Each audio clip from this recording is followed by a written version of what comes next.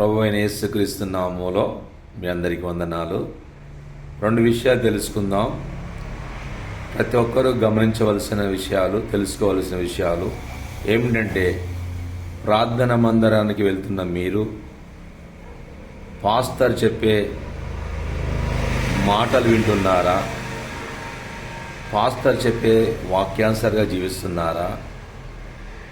తెలుసుకోవాలి. చాలామంది పాస్టర్ని వెంబడించే వారుగా ఉంటున్నారు. దేవుడు తెలియజేసే విషయము, పాస్టర్ని వెంబడించడం వల్ల మీకు ఏమీ లాభం లేదు, ఏమీ ప్రయోజనం లేదు.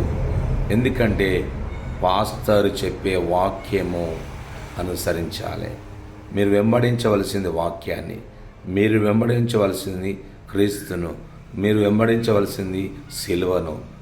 కాబట్టి క్రీస్తును, వాక్యమును, సిలువను మీరు వెంబడిస్తే మీకు, మీ కుటుంబానికి ఎంతో ప్రయోజనకరం కలుగుతుంది, మేలు కలుగుతుంది, ఆశీర్వాదం కలుగుతుంది. కానీ వాక్యము చెప్పే పాస్టర్ని వెంబడించడం వల్ల మీకు ఏమాత్రం కూడా ప్రయోజనం లేదని గమనించాలని ప్రభు పేరిట మనవి చేస్తున్నాను. కాబట్టి ఇప్పటి నుంచైనా పాస్టర్ను వెంబడించే వారులారా దయచేసి గమనించండి, క్రీస్తును వెంబడించండి, వాక్యాన్ని వెంబడించండి, సిలువను వెంబడించండి.